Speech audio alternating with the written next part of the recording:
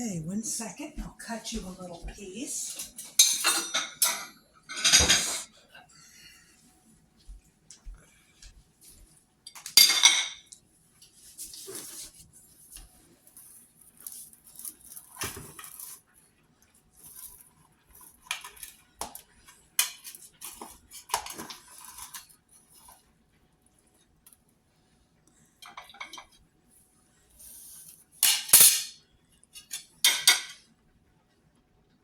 It's like custard at the bottom.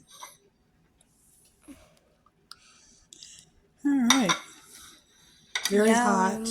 Eat it slow because I pitted the cherries, but one could have got stuck in there.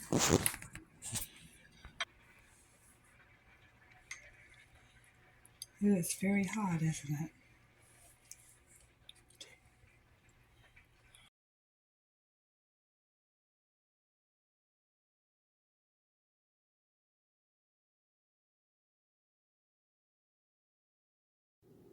My chive vinegar. I strained the chive blossoms out, and it took on a very pretty pink color, and it has a nice onion flavor.